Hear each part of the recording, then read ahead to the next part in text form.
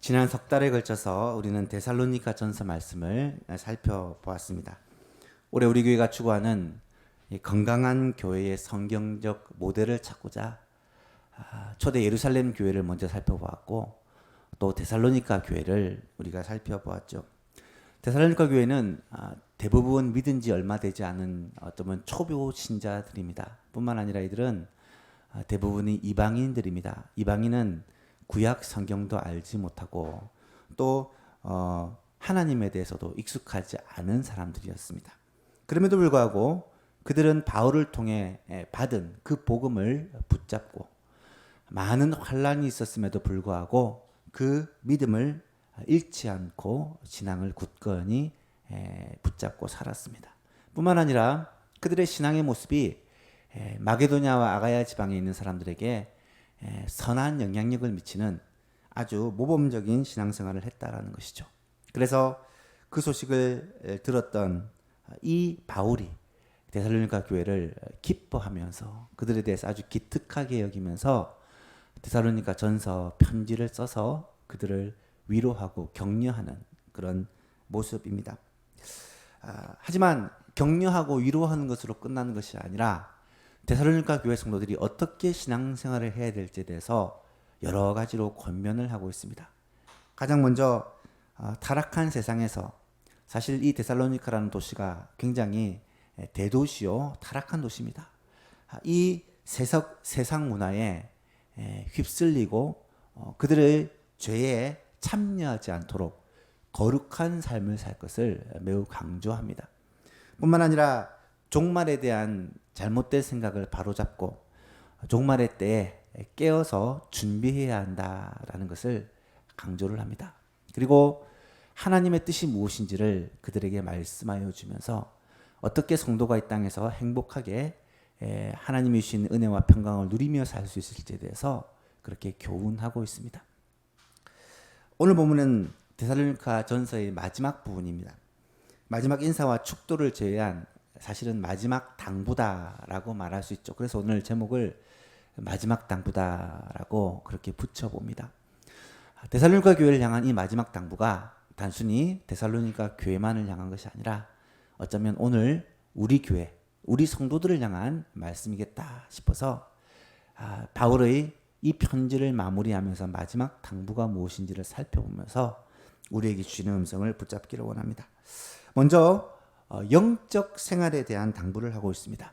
19절에서 22절 사이를 보니까 네 가지를 말씀하는데요. 성령을 소멸하지 말며 예언을 멸시하지 말고 범사에 헤아려 좋은 것을 취하고 악은 어떤 모양이라도 버리라. 여러분, 지난주에 우리가 살펴보았던 말씀 기억하십니까? 항상 기뻐하라, 쉬지 말고 기도하라, 범사에 감사하라. 이것이 그리스도 예수 안에서 너희를 향하신 하나님의 뜻이다. 여러분, 이것은 어쩌면 좀 개인적인 삶을 향한, 성도 개개인을 향한 권면이요 당부라고 한다면, 오늘 본문은 좀 더 공동체적으로 교회에서 신앙생활을 하는 성도들을 향한 권면이다라고 말할 수 있습니다. 그래서 영적인 권면, 영적인 당부다, 영적 생활에 대한 당부다라고 말할 수가 있죠. 먼저 성령을 소멸하지 말라고 당부를 합니다. 성령님은 성도 안에 내주하셔서 우리의 영적인 삶을 도우시는 하나님의 영이십니다. 성령님은 각 사람 속에 임하여 있을 뿐만 아니라 하나님의 교회에 임재하셔서 교회를 주의 뜻대로 인도하시는 그런 영이십니다. 보혜사 성령님은 처음 임재하실 때부터 불과 같은 모습으로 임재했다. 성령의 오순절 성령 강림 사건을 우리가 기억하여 보지만 불처럼 불꽃같이 각 사람 위에 임하는 것을 보게 됩니다. 지금도 성령은 불과 같이 역사하셔서 죄를 태우고 순결하게 하고 우리의 영혼을 소생시키는 그런 일들을 하십니다. 성령님은 교회 안에서도 불과 같이 역사하십니다. 성령을 소멸하지 말라라는 말은 쉽게 말하면 이 성령의 불을 끄지 말라는 것입니다. 타오르는 성령의 불을 찬물을 끼얹어서 끄지 말라라는 말씀입니다. 이런 대표적인 경우가 성경에서는 아나니아와 삽비라의 경우를 우리가 생각해 볼 수 있습니다. 초대 예루살렘 교회가 성령의 역사로 말미암아 활활 타오르고 있었을 때 사단은 이 사도들을 사내들인 공의회에 끌려가 신문을 받고 협박을 받으면서 교회를 핍박합니다. 사도들을 향해 다시는 예수의 이름으로 가르치지도 말고 전하지도 말라고 아주 위협적으로 협박하였지만 사도들은 전혀 위축되지 않고 물러서지 않습니다. 그래서 사탄은 전략을 바꾸어 교회 안에서 시험을 만듭니다. 그것이 무엇입니까? 아나니아와 삽비라가 성령을 속이는 일을 행하게 되죠. 아나니아와 삽비라 부부는 자신의 땅을 팔아서 가난한 사람 또 어려운 사람들을 위해 교회에 헌금을 합니다. 교회에 헌금하는 것이 얼마나 좋은 일입니까? 하지만 그 땅을 팔아 일부를 감춘 채 일부분만 가지고 와서 이것이 나의 전 재산입니다 라고 아마 공명심, 사람들에게 그렇게 인정받고 싶은 마음으로 그렇게 했던 것이죠. 이때 베드로가 아나니아를 향해 뭐라고 말합니까? 사도행전 5장에 보니까 베드로가 이르되 아나니아야 어찌하여 사탄이 내 마음에 가득하여 내가 성령을 속이고 땅값 얼마를 감추었느냐. 땅이 그대로 있을 때에는 내 땅이 아니며 판 후에도 내 마음대로 할 수 없더냐. 어찌하여 이 일을 내 마음에 두었느냐. 사람에게 거짓말한 것이 아니요 하나님께로다. 아나니아가 이 말을 듣고 엎드려져 혼이 떠나니 이 일을 듣는 사람이 다 크게 두려워한다. 여러분, 어떻게 보면 좀 너무하다 싶은 일이 일어나고 있습니다. 아나니아와 또 그 안에 삽비라가 이어서 그 자리에서 혼이 떠나 죽음을 당하는 일이 일어났죠. 여러분, 왜 이런 일이 일어났겠습니까? 헌금하겠다는데 다 이게 아까워서 조금 감추고 일부분만 가지고 헌금을 하는 것이 무엇이 그리 잘못되었나요?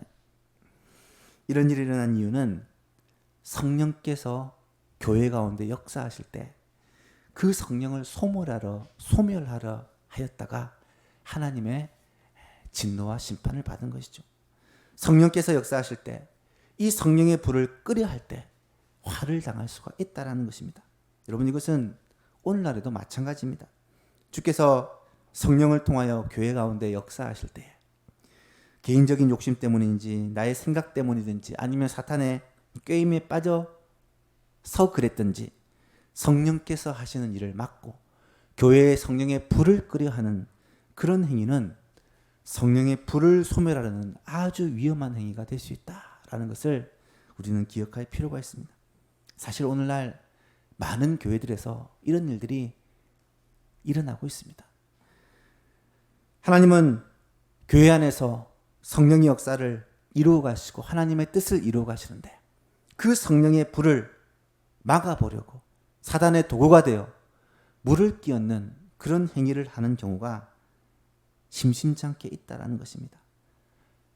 주의 교회, 주의 몸된 교회를 나누고 교회를 무너뜨리고 교회를 비참하게 만들려는 그런 악한 시도와 악한 그 동기가 하나님이 보실 때는 성령의 불을 끄려는 그런 위험한 행위가 될 수 있다는 거예요.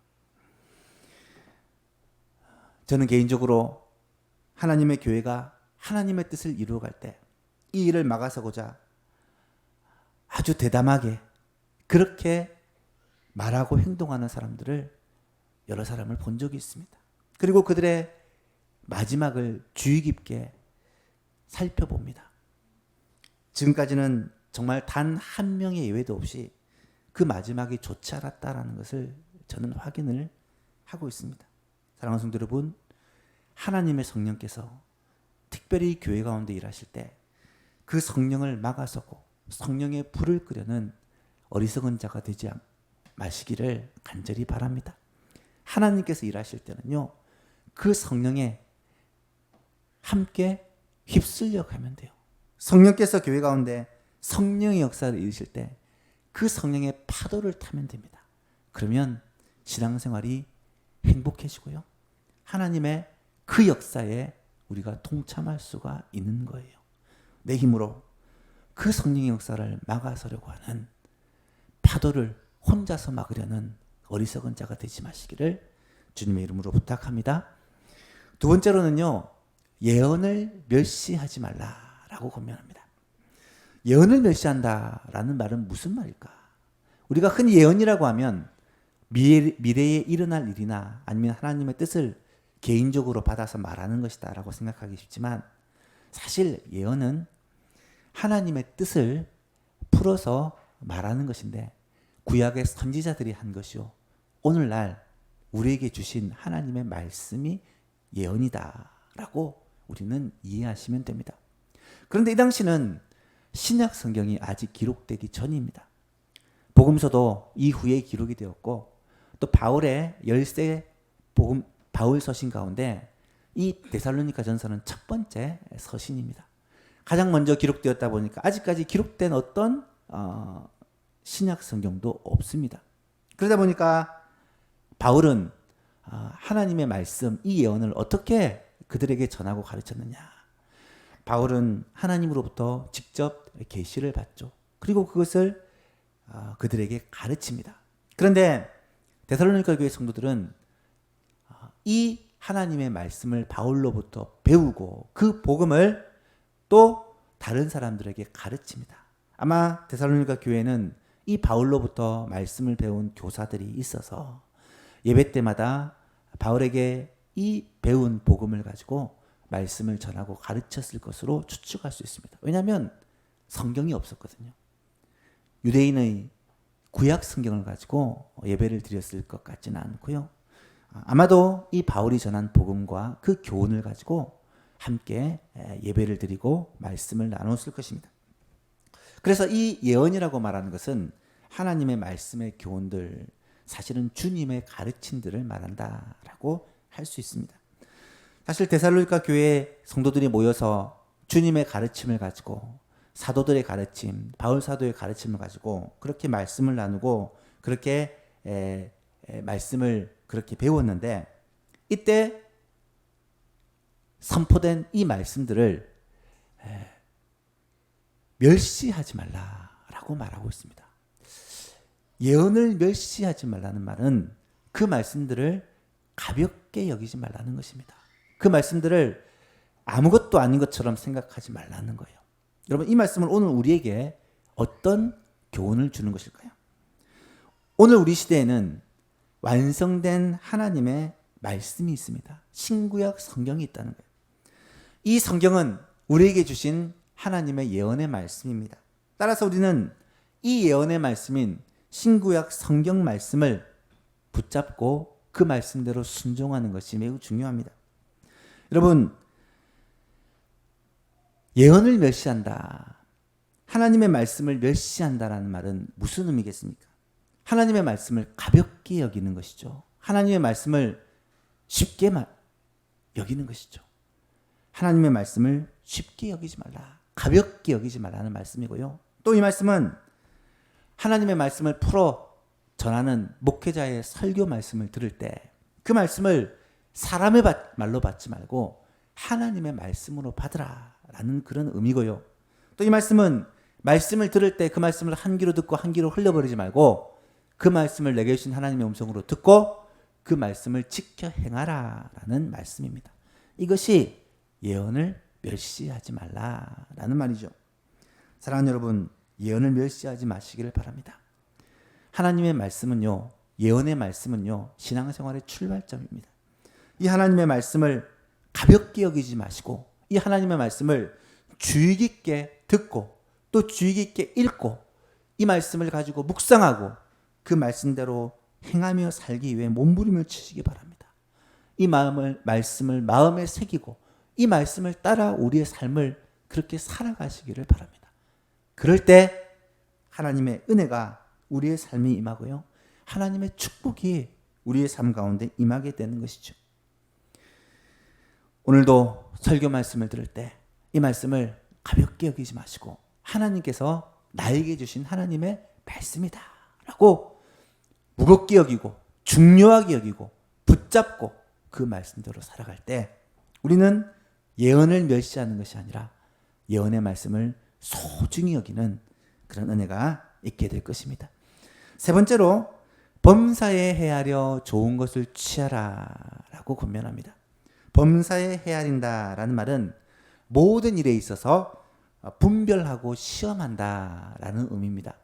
특별히 이 당시에는 아직까지 성경이 완성되지 않은 시대요. 성경이 기록되지 않은 시대다 보니까 여러 가지 잘못된 가르침, 교훈들, 이단 사상들이 난무하던 때입니다. 따라서 바울 사도는 이런 잘못된 가르침들을 계속해서 서신서를 통해 경계하고 있습니다. 성령의 계시라고 하나님으로 받았다고 하고 말하면서도 자신의 생각이나 거짓 교훈들을 그렇게 가르치는 거짓 교사들이 굉장히 많았다는 것입니다. 이런 것을 분별하고 시험하여 그 중에 바른 것, 좋은 것만을 취하라는 것입니다.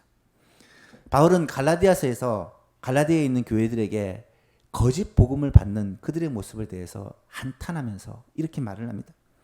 그리스도의 은혜로 너희를 부르신 이를 이같이 속히 떠나 다른 복음을 따르는 것을 내가 이상하게 여기노라. 다른 복음은 없나니 다만 어떤 사람들이 너희를 교란하여 그리스도의 복음을 변하게 하려 함이라. 그러나 우리나 혹은 하늘에서부터 온 천사라도 우리가 너희에게 전한 복음 외에 다른 복음을 전하면 저주를 받을지어다. 우리가 전에 말하였거니와 내가 지금 다시 말하노니 만일 누구든지 너희가 받은 것 외에 다른 복음을 전하면 저주를 받을지어다. 여러분, 다른 복음은 있을 수가 없어요. 하나님의 말씀, 하나님의 이 복음 외에 다른 복음은 다 거짓이요 잘못된 것이다라는 말입니다. 이것을 분별해야 한다는 것이죠. 이 성경이 쓰여지고 나서 수십 년이 지난 후에 사도 요한이 요한 서신을 기록합니다. 요한 1서에 보니까 사랑하는 자들아 영을 다 믿지 말고 오직 영들이 하나님께 속하였나 분별하라. 많은 거짓 선지자가 세상에 나왔습니다. 이로써 너희가 하나님의 영을 알지니 곧 예수 그리스도께서 육체로 오신 것을 시인하는 영마다 하나님께 속한 것이요 예수를 시인하지 아니하는 영마다 하나님께 속한 것이 아니니 이것이 곧 적 그리스도의 영이니라. 오리라 한 말을 너희가 들었거니와 지금 벌써 세상에 있느니라. 사랑하는 여러분, 영을 분별하는 기준을 제시하는데 바로 예수 그리스도라는 거예요. 예수 그리스도의 성육신을 믿는 그 영은 하나님의 영이지만 예수 그리스도를 부인하는 영은 하나님의 영이 아니라는 말이죠. 이 당시 있었던 영지주의적 이단을 가리키는 표현입니다. 오늘날에도 마찬가지입니다.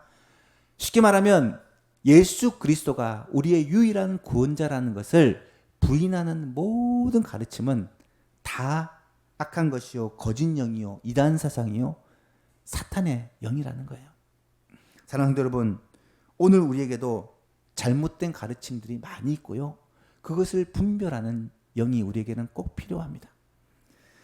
어떻게 이 말씀을 분별할 수 있겠습니까? 말할 것도 없이 분별의 기준은 하나님의 말씀입니다. 우리 손에 쥐어져 있는 이 신구약 성경 말씀이라는 거예요.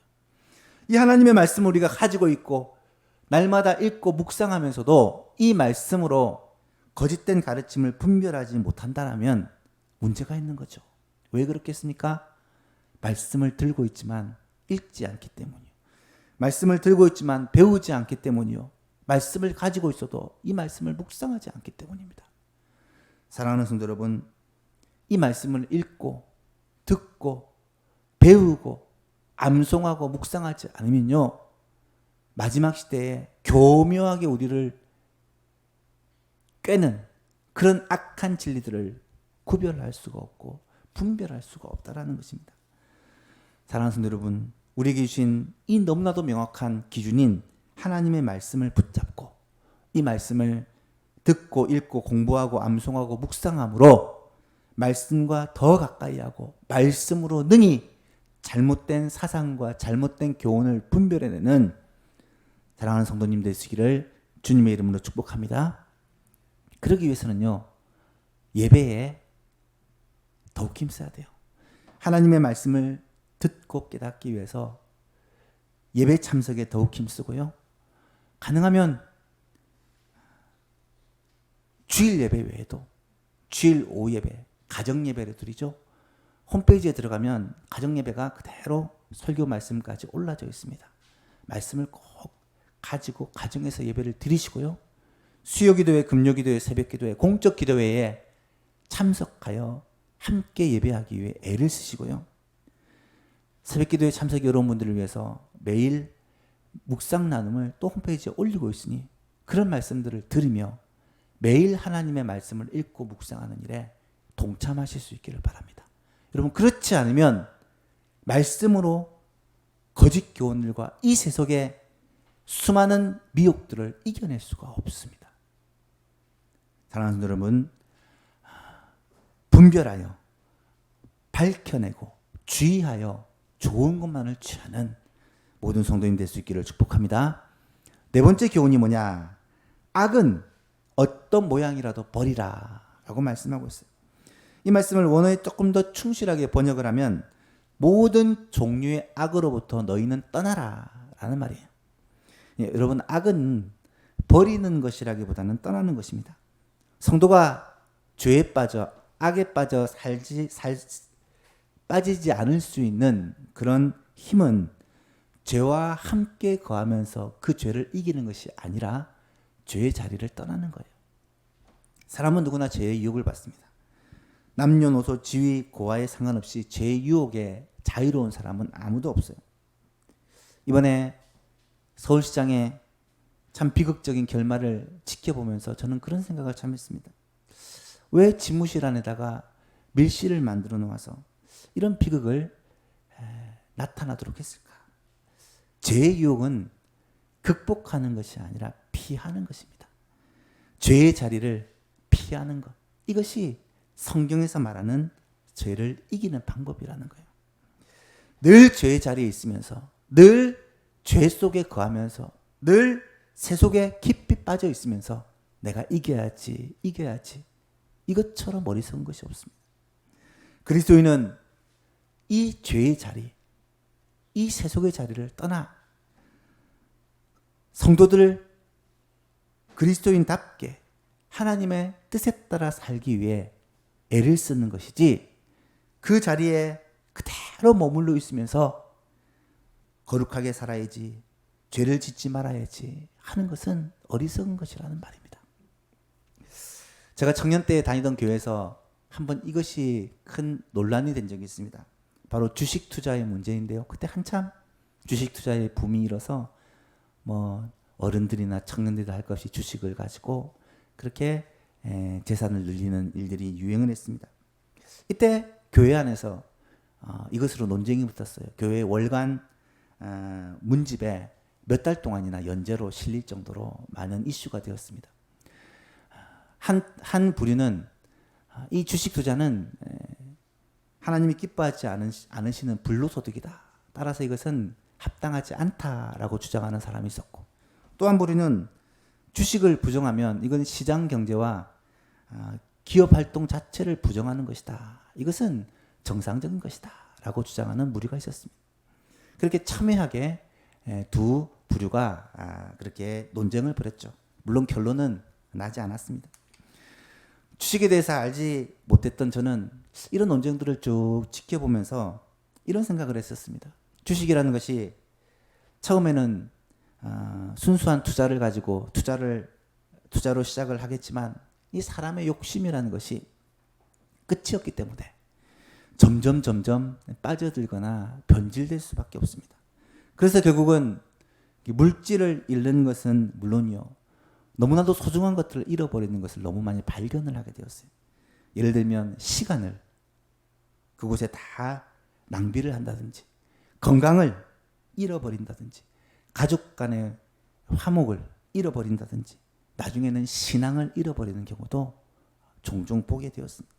그래서 젊을 때 제가 교사를 하고 있을 때인데요, 나는 평생 주식과는 상관없이 살아야 되겠다라고 결심했던 기억이 납니다.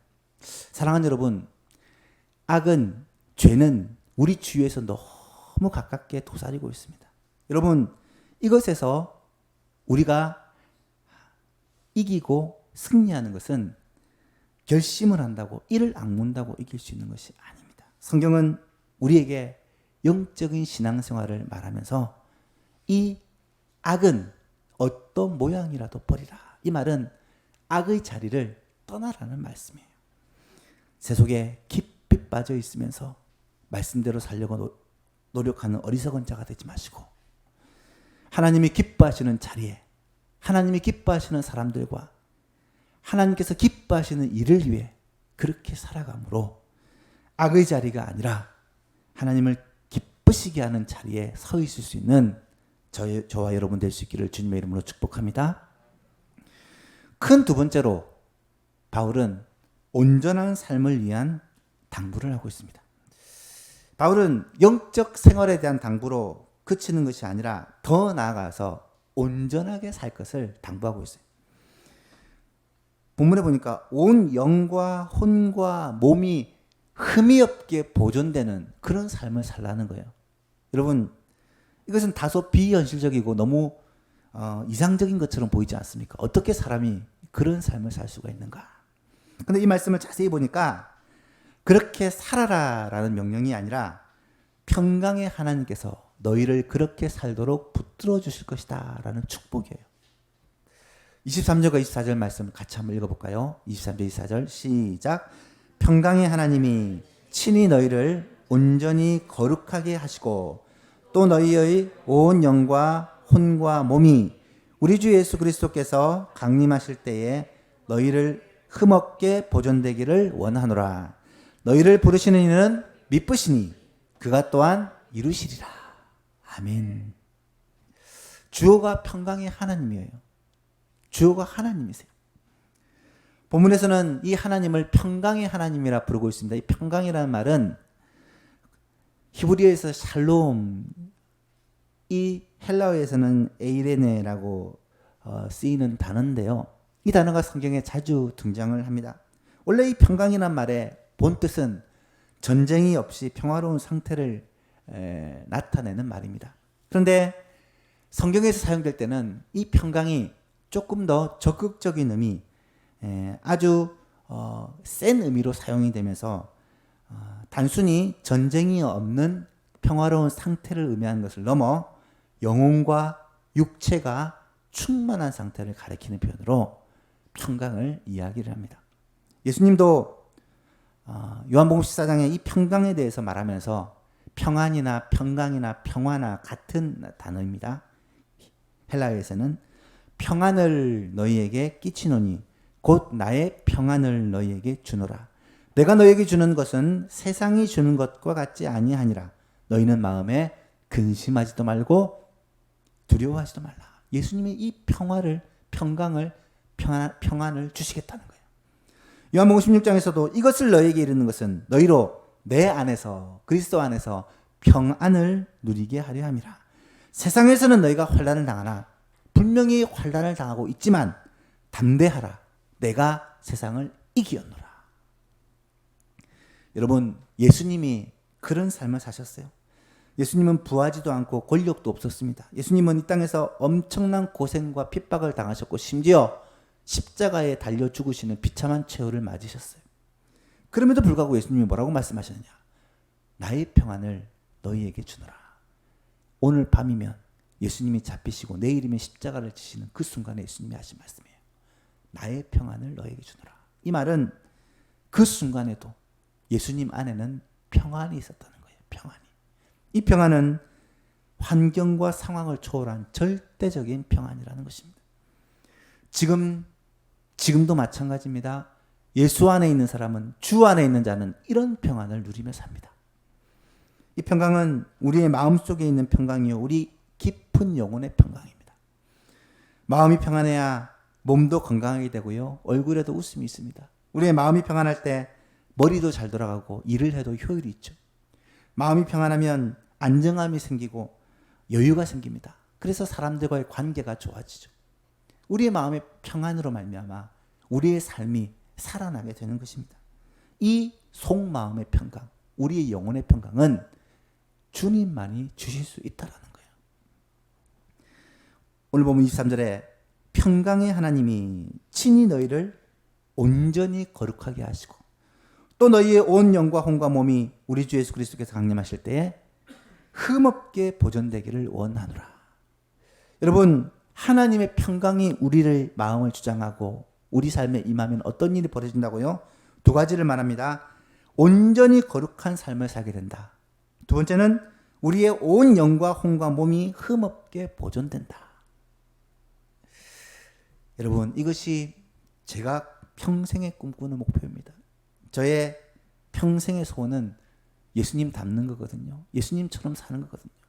어떻게 그렇게 살 수 있느냐? 평강의 하나님이 우리의 마음에 오셔서 우리를 주장하시면 이런 삶을 살게 된다는 거예요. 불가능한 목표로 보일 수 있고 정말 이상적인 것으로 느낄 수 있지만 분명히 성경은 약속하고 계세요. 평강의 하나님이 우리 가운데 이 일을 행하시겠다는 거예요. 25절에는 한 번 더 강조합니다. 우리를 부르신 이는 미쁘시다는 말은 믿을 만하시니 그분께서는 반드시 이루어 주신다라는 약속입니다. 그래서 오늘 이 말씀이 우리에게 최고의 축복이 되는 것이죠. 사랑하는 여러분, 주님이 주시는 이 평강을 맛보고 누리시기를 축복합니다. 이것은요, 단순히 욕심을 내려놓고 우리의 마음을 비우고 마음의 여유를 갖고 그렇다고 해서 얻어지는 것이 아닙니다. 이 평강은 내가 무엇을 소유하고 내가 어떤 목표를 이룬다고 해서 얻어지는 것이 아니에요. 오직 한 길, 오직 한 가지 방법. 예수 그리스도께서 우리의 주인이 되셔서 하나님께서 우리에게 평강을 주실 때 이것을 누릴 수가 있다는 거예요.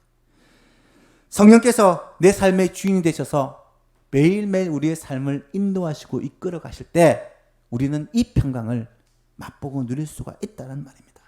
평강은 분명 하나님이 주시는 선물입니다. 여러분, 이 선물을 받아 누릴 수 있기를 간절히 바랍니다. 이 평강의 선물을 받기 위해서 우리가 해야 될 일이 한 가지 있어요. 그것이 무엇이냐? 빌립보서 4장 6절 7절 같이 한번 읽어볼까요? 아무것도 염려하지 말고 다만 모든 일에 기도와 간구로 너희 구할 것을 감사함으로 하나님께 아뢰라.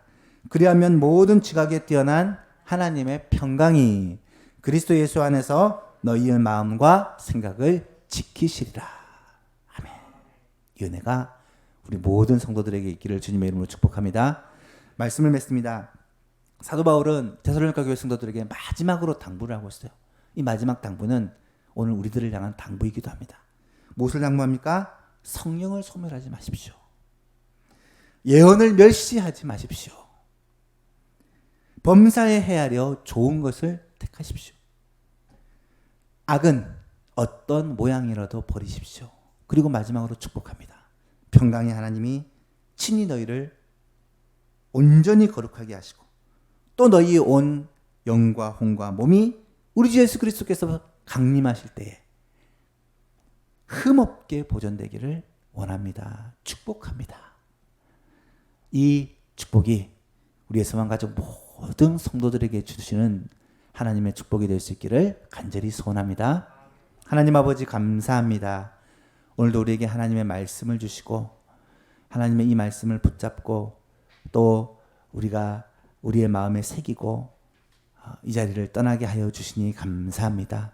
하나님 아버지, 주님께서 주시는 이 말씀이 우리의 마음과 생각을 사로잡게 하시고 성령을 소멸하지 말고 예언을 멸시하지 않으며 범사에 헤아려 좋은 것을 취하고 악은 모양이라도 버리는 하나님 우리의 삶이 되게 하여 주옵소서. 우리가 온전하여지고 완전하여질 수 있는 것은 우리의 노력만으로는 되지 않는 것을 고백합니다. 평강의 하나님이 우리의 마음과 생각을 주장하셨습니다. 우리를 온전히 거룩하게 하시고 우리를 흠없게 보존하는 놀라운 은혜를 베풀어 주옵소서. 이것을 위해서 예배하는 일과 말씀을 묵상하는 일과 기도하는 일에 더욱 힘쓰는 주의 백성들 다 되게 하여 주옵소서. 예수님의 이름으로 기도하옵나이다.